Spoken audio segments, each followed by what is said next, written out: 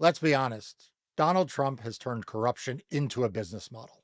He's grabbing power to enrich his donors, and he's leaving you and me and working Americans behind. Congressman Jake Auchincloss, well, he's fighting back.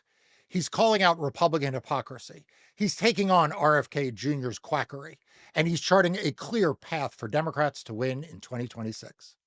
Now, in this video, he's going to expose what's really driving Donald Trump's military invasion, how Trump's grip on power depends on deception, and yes, how the Epstein files ties into all of it. But before we get into it, please make sure to subscribe to this channel to stay informed about how you can defend democracy. Congressman Jake Auchincloss, welcome to Defending Democracy. Thanks for having me on, Mark. All right, so there was a lot going on that I want to cover with you, but let me start with a topic that I don't see you oftentimes interviewed as much about, which is you served as an officer in the U.S. military, and right now we are watching as Donald Trump is deploying uh, troops, National Guardsmen in most instances, but in the case of Los Angeles, actually Marines, I believe. What do you, as a former military officer, as a member of Congress, what do you make of all this? United States Marines are trained to be no better friend, no worse enemy. It's a moniker we take pride in, but when the commander in chief thinks that Russia's the friend and Los Angeles is the enemy, it puts every officer and United States Marine into an impossible bind because on the one hand, we swear an oath to the Constitution. It's the thing that makes the United States military so differentiated is that there are no personal oaths of loyalty. There is instead an affirmation of upholding the rule of law. But you're also necessarily required to obey all lawful orders. And while there are some guardrails for how to interpret the lawfulness of an order as a junior officer, you really ultimately are subject to the ruling of either a military tribunal or a civilian judge. And so, what this president is doing is he's putting a lot of majors and captains and lieutenants and sergeants and corporals in a position that's terrible for esprit de corps and good order and discipline, where he is turning them into an interior police force. One, it's very badly suited for that function tactically. It's not what infantry marines train to do, I can assure you. They train to locate, close with, and destroy the enemy. They do not train for civil procedure or lawful detainment. And two, it's disorienting to them. I think one thing that Americans oftentimes forget when they see these pictures in the newspapers of these geared up, tactically, masked National Guardsmen or even military troops. These are kids. I mean, probably of those 700 Marines that went to Los Angeles, my hunch is, based on my own experience training there, I bet you 500 of them are under the age of 25 years old, right? Wow. So Wow. yeah, they're young, they're kids, and they signed up because they wanted to be part of something bigger than themselves. They wanted to serve their country. They wanted to work hard. They wanted to put some sweat equity into a project bigger than themselves, and now they're being used as political props for this buffoon. And my heart aches for them. My heart aches, of course, for the Angelinos and the Chicagoans and the other residents of these cities who deserve to be able to take law and order into their own hands, not have it imposed upon them by a distant tyrant. So, putting on your hat as a member of Congress, what do you think he's doing here? Like, do you anticipate, you represent a district in Massachusetts, not Boston proper, as I recall, but outside of the city. Do you anticipate that we will eventually see him deploy, National Guard or troops or very heavy federal armed presences, in every major city? Is there a rhyme or reason that you know of as a member of Congress? Politically, I interpret this two ways. One is a base play for him, and the other is a swing voter play. The Okay. base play for him is embellishing his strongman credentials. We know that a big chunk of the MAGA base actually is enthusiastic about an authoritarian strongman style of governance. They're not particularly interested in Congress establishing its own Article 1 prerogative. They're not particularly interested in federalism as a bulwark against executive overreach. They want to see the White House basically dictate Of course, when their guy is in the White House, they want to see dictate actions. And so this is a way of him playing dress up. He gets to LARP as a strongman for his base. But then there's also a swing voter play here too, which is law and order and immigration. We know as Democrats, law and order and immigration are areas where the party has a trust deficit. I think that's unfair on law and order. I think, candidly, there's fairness there on immigration. I think previous administration made some mistakes, and we have to climb out of that trust hole with a lot of voters on that issue. But Donald Trump's basic tactic is, I don't want to talk about the price of ground meat. I don't want to talk about foreign policy in Eurasia or the Middle East. I don't want to talk about promises made and promises not kept on lowering the cost of living. Whenever I have a chance, I want to talk about immigration and law and order as a way of driving wedges between me and the Democratic Party in a way I think is favorable for my side. Now, I actually think that represents an opportunity for Democrats politically, which we can talk more about, but that's how I interpret these plays here. It merits a significant legislative response from Congress in terms of reforms to the Insurrection Act and Posse Comitatus Act, and in general, the downsizing of the prerogatives of the presidency. But it also merits a political response from Democrats. Well, you've whet my appetite here for some political discussion and some advice. I'm sure everyone wants to know what you see as the opportunity, because Lord knows we are all looking for opportunities to play offense and to really take the fight to Donald Trump. So, what do you see as the opportunity here politically? At the macro level, over the course of the next 3 years, it's to define the new center. Okay. US politics has realigned since 2016. There have been 6 previous political alignments in American history. We are in the 7th. I think MAGA, frankly, has figured that out before the Democratic Party has. And if we don't realign, if we get stuck in the same old tired debate between left and center, we'll lose in 28 again. The opportunity is to define the new center in a realigned electorate and to draw from the best ideas across ideologies in order to so do.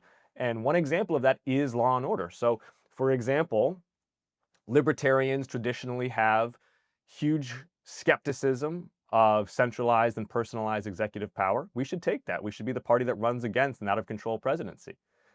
Traditional liberals have traditionally emphasized individual rights, due process, civil rights. We should make that part of how we define a law and order center. We've seen progressives crusade against corruption in this administration, and particularly the corporate capture of this administration. Yes, that is absolutely happening. I mean, look at Trump Coin, look at Howard Lutnick hacking his own crypto overseas. Look at RFK and all of his henchmen with their side businesses on the wellness grift. We should absolutely incorporate a crusade against corporate capture of Washington. So we're drawing from different law and order elements, and most of this, I think, the Democratic base can nod along with. But let me challenge our Democratic base too, which is to say, law and order also means that shoplifting is illegal. It also means that you can't use drugs in open without any concern or regard for other people. Okay, we have these quality of life violations in a lot of democratically run cities that I think have impaired our party's reputation as a law and order party. And yeah, we got to handle those. It's not acceptable to walk into a CVS and steal a bunch of shampoo. And there were too many Democratic DAs who thought it was. And we've got to make clear that we're going to not just defend the law, we're also going to uphold public order. So clearly, law and order is, as you point out, something that Democrats can.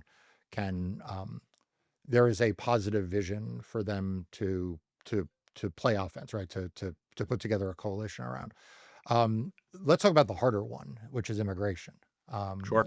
I think you identified that is one that has been harder for Democrats to navigate.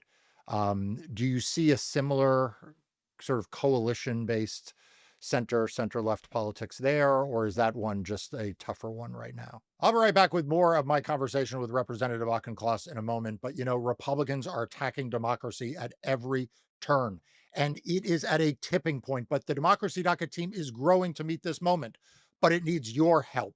Please, for $10 a month, become a premium member to get access to exclusive events, insights from me, and much more. A link to do so is in the description below. I do. I think there's a new center on immigration as well. And in fact, I'm a co-lead of a bipartisan bill that I think hits at a lot of the elements that would make it up. So number one, a secure southern border. And that means saying declaratively what the Biden administration did in its first 18 months was not acceptable. You can't allow 5 million individuals to cross the southern border with no process and no plan. Not okay. So own that. But also, we're not going to unleash ICE with $75 billion of unaccountable spending to wear masks, drive around in unmarked vans, and go scoop people up without due process. No, not who we are as a country. If your feet are on American soil, you get to stand in front of a judge and plead your facts and trust in the impartial application of the law. That's who we are as a country that applies to every single human being on American soil. I think we also have a process for improving and streamlining citizenship. So, for those individuals who are here without documentation but have been contributing to the economy, raising their families, we ask them to pay a fine, to pay back taxes, to learn English, and then to embark on a pathway to citizenship. Uh, we want to raise the standard modestly for asylum. It's clearly gotten out of control. We want to streamline the visa process. A lot of big things in the center there that can create a rational system where we continue to have the cultural and economic vitality of immigration, but we assure, I should say, the American people that there's order around it. Because this country fundamentally is a pro-immigration country, particularly if you compare it to our OECD countries in Europe. The American public likes immigration, but they rightfully expect there to be some process around it. And I think Democrats have some work to do to convince people that we can do that. All right, I want to pivot to another issue that you've been very involved in. You mentioned Secretary Kennedy and what he has done to HHS. Maybe it's because I'm now in my mid 50s that I'm now starting to care enormously about our healthcare system. But I have to say, as someone who is not a doctor, I'm a lawyer, I barely, I can read the back of a bottle to know how many pills to take. But I have grown up trusting that the medical establishment is telling me that if I need a shot for something, I get the shot. And by the way, it served me quite well. They have eradicated all kinds of diseases. They have made extraordinary advances in cancer research.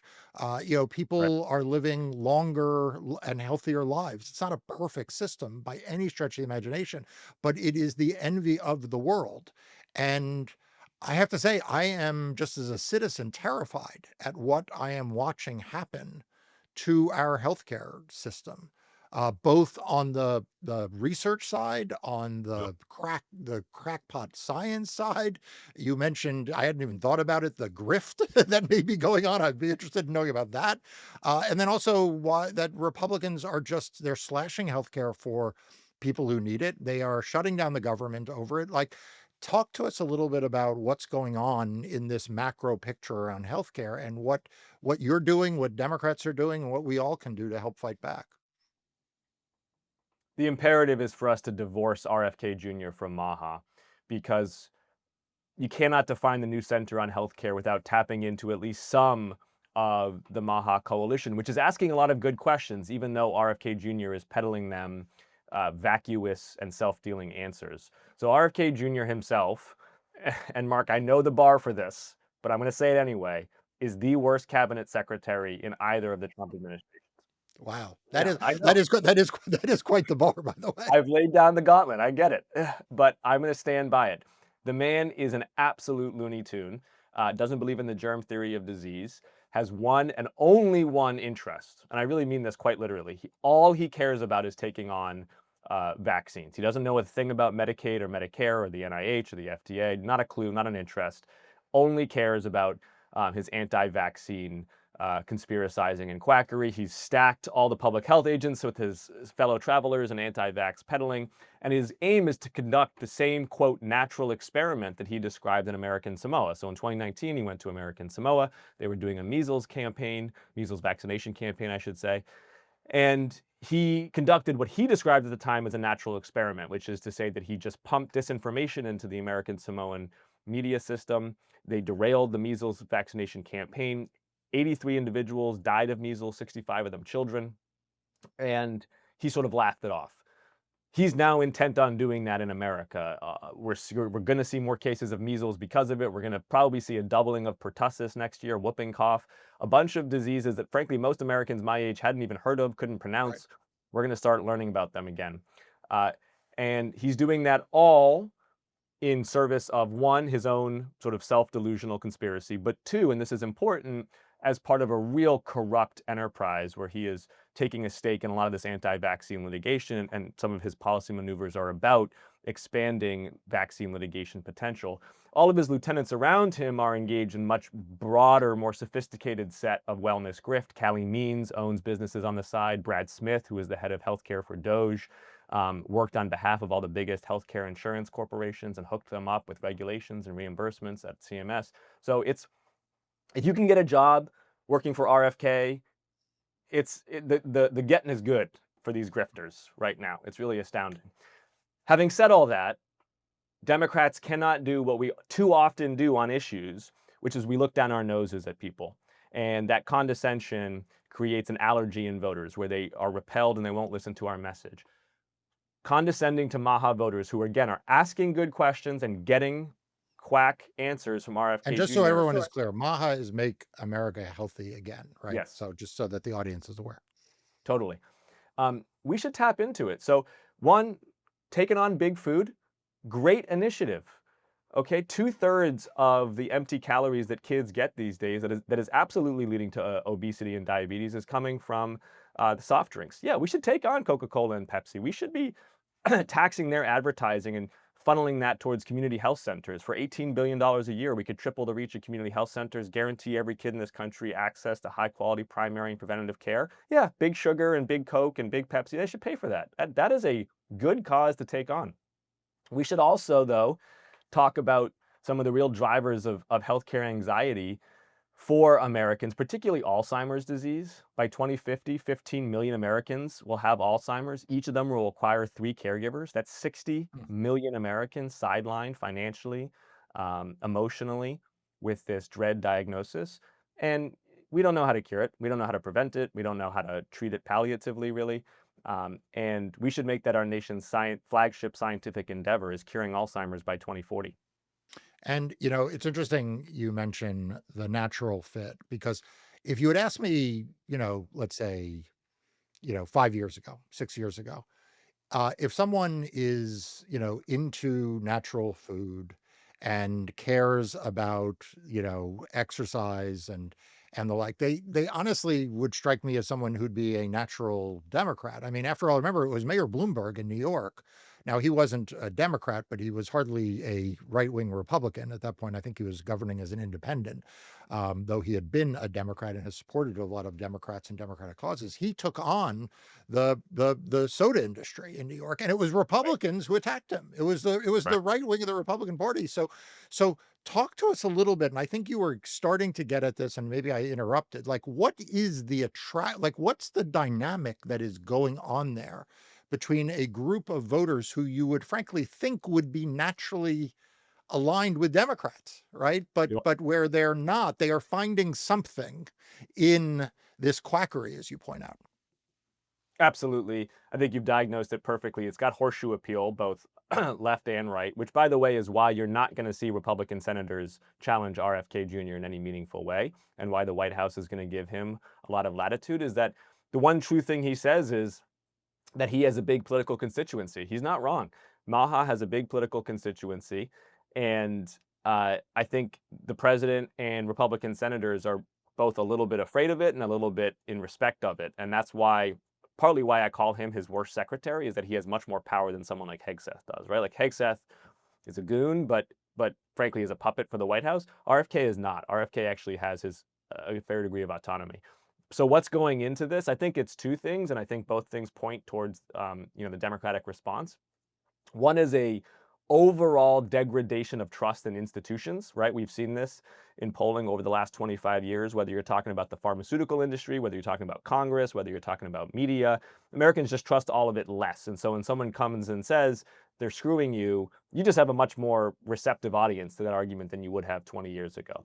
The second is a sort of fusion of policy and messaging resonance. So Michelle Obama and Democrats tackled these issues during the Obama administration, but we called it social determinants of health, right? Meanwhile, RFK Jr. worked out with his shirt off on TikTok. Who got more followers? Some of this is just about, how we talk about it and how we pick this fight. So if we're looking to rebuild trust in institutions, this is why I'm keen on the idea of making Alzheimer's our flagship scientific endeavor by 2040, is saying to the American people, watch. I know that you don't have as much trust in science or the federal government as you used to. Watch us do this big, hard thing by 2040.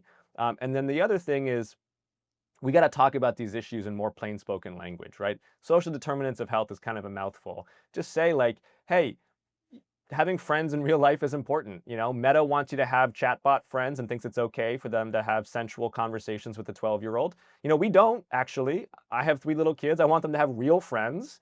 And in real life, interaction with real friends is important for your health, right? Sleeping is important. Don't smoke. Drink in moderation. Like, use normal words to talk about normal things. And if you're eating food that you couldn't cook in your own kitchen, probably there is some ultra processed ingredients, and that's a problem. And we're going to work on getting that out of the food supply chain. So, everything you say about this health stuff and RFK makes a lot of sense. What doesn't make sense to me is what Republicans are doing to healthcare and the healthcare system. They have been, ever since Obamacare was first passed, they have been trying to undermine it. They cut Medicaid, which, you correct me if I'm wrong. Not only did they cut Medicaid to give tax breaks to the richest of the rich, but this negatively impacts their own politics. In other words, there are a lot of Medicaid recipients in these red districts that they represent. What do you think the Republicans are thinking? Like, when you run into them on the floor, like, what is their rationale for why they are willing to, vote against, Medicaid, now, trying to prevent health premiums from coming down, or for that matter, following a snake oil salesman like, RFK and on this healthcare issue?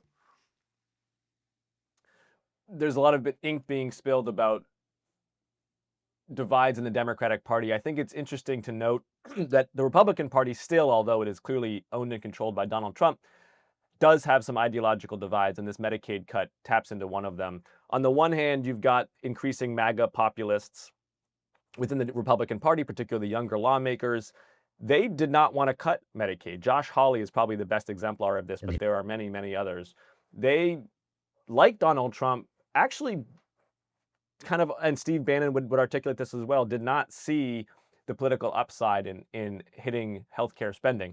Then you've got more of the traditional Reagan Republicans, exemplified by some of the think tanks in Washington and some of the more senior Republican lawmakers who are still fiscal conservatives. And they had a really, really hard time squaring that circle during the One Big Beautiful Bill.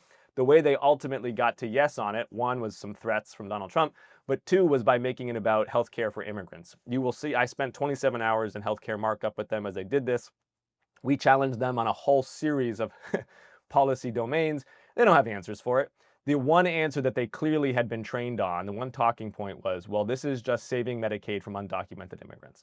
That's the only way they could make this work in terms of their whip count. This is a massive opportunity for Democrats, not just to deliver for our constituents in terms of healthcare, but also politically. The Republicans just touched the hot stove.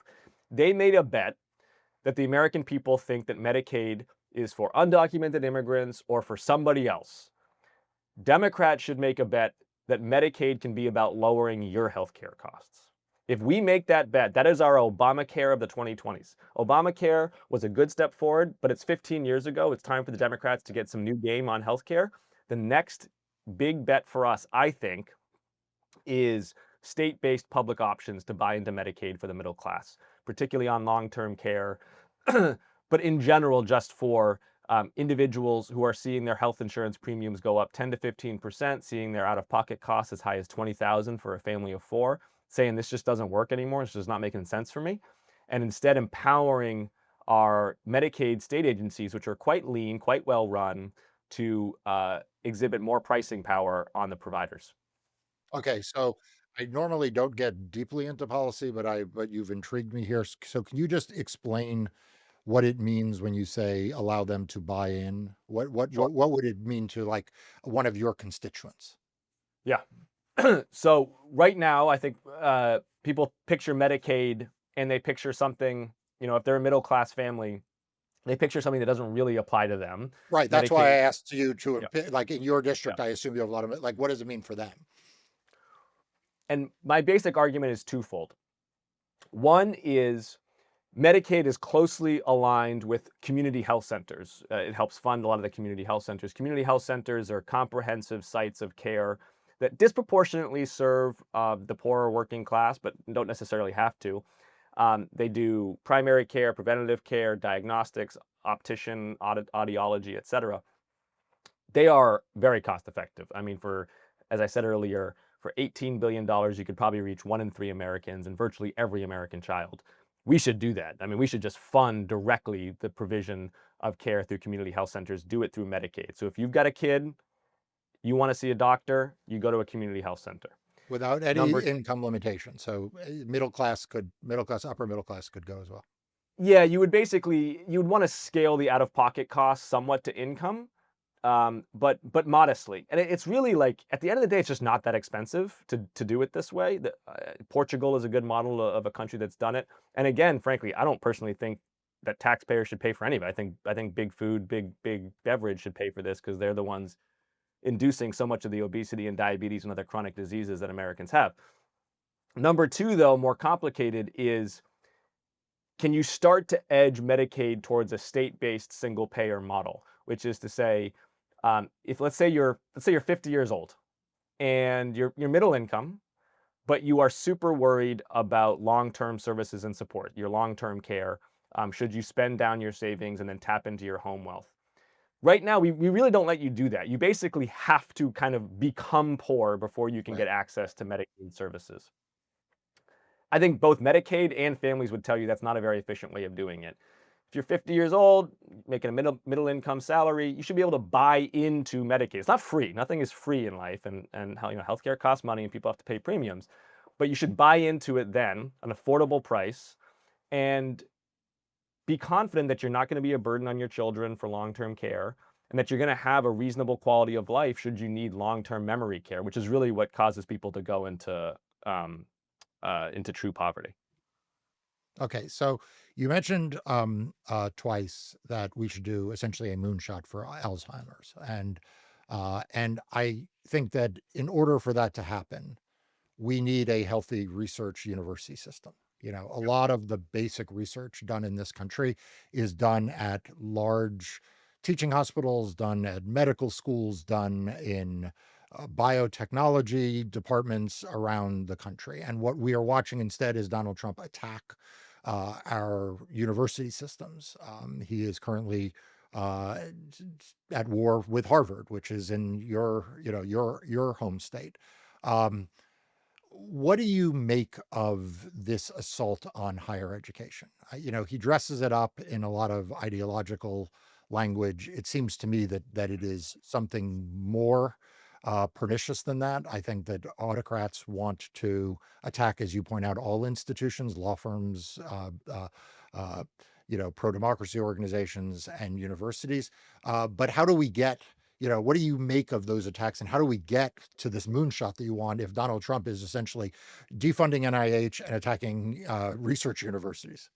I think your diagnosis is largely correct. I agree with you. Autocrats tend to attack other truth-seeking institutions, right? Media, the courts, universities. They tend to be independent truth-seeking outlets, and they become under the target zone of a would-be authoritarian. I also think it's true that the U.S. research and university enterprise has a lot of renovation to do.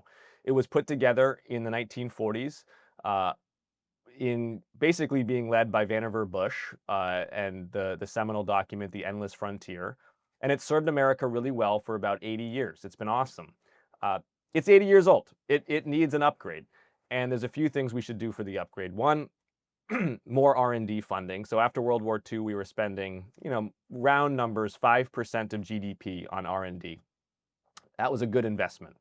Uh, Most of the technology that Americans enjoy today came in one way, shape, or form from that R&D funding. Now it's down to about 2.5%. That's just not going to cut it. That's not going to cut it against China. That's not going to cut it against our pacing peers in terms of science and technology. We got to double our R&D funding as a country. Number two, though, we need to fund science in a more creative way. The NIH is probably too bureaucratic. They should cut some of that bureaucracy. They should experiment with contrarian funding of research. They should experiment with how to get money into the hands of younger investigators more quickly. You shouldn't have to wait till you're 42 years old to get your first R1 grant, for example. Um, do a better job of replication studies to increase the integrity of science. So a lot of things that Dr. Bhattacharya has talked about, I think, are very reasonable ideas. What's not reasonable, of course, is any censorship of peer-reviewed studies as a predicate for the disbursement of those funds. Not acceptable. And I've directly challenged Dr. Bhattacharya on that, and he has asserted unequivocally that it's not happening at his direction and that all dispersed funds, all approved funds have been dispersed. And we're going to hold him to account for that.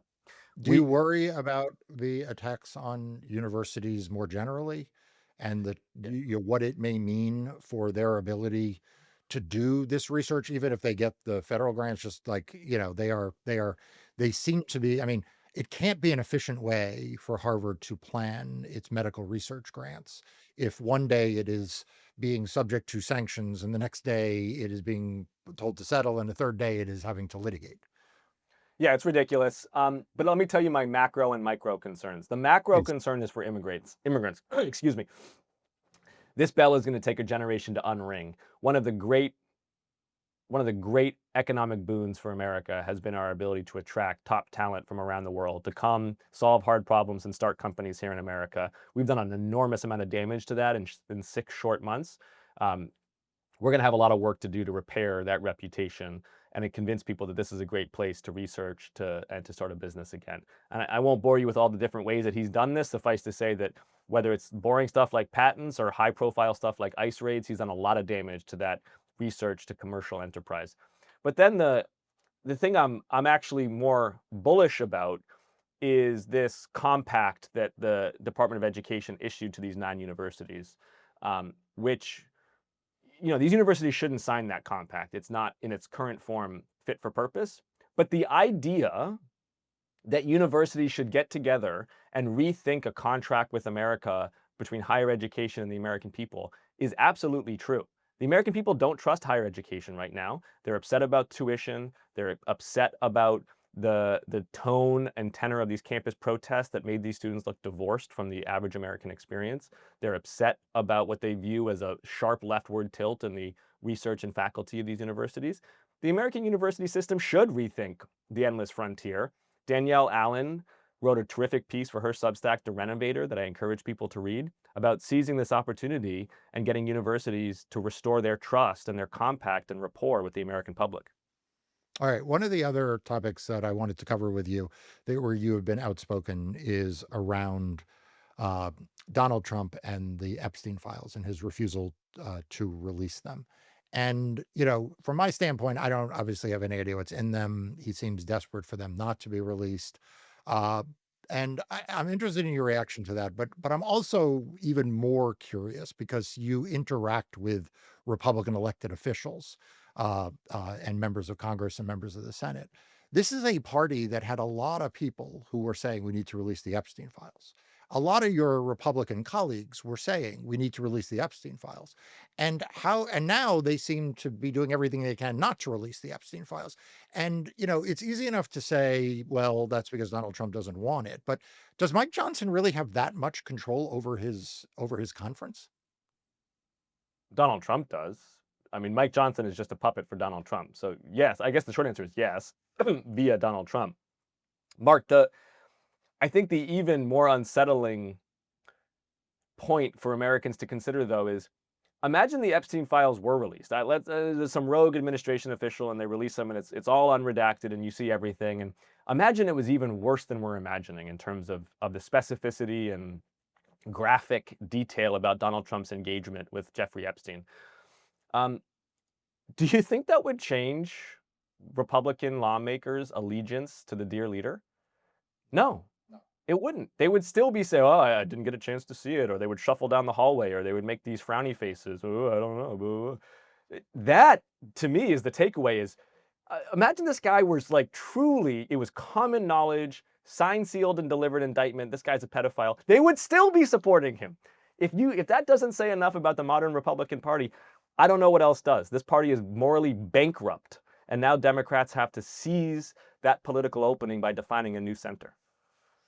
Yeah. Well, so what's going to happen there? I mean, at the time we're recording, there is a discharge petition. Maybe you can give people a sentence or two about what exactly that means, because I'm not sure I've even tracked it entirely. I thought it meant that a vote has to be brought, but maybe Mike Johnson has some power there. They are keeping a Democrat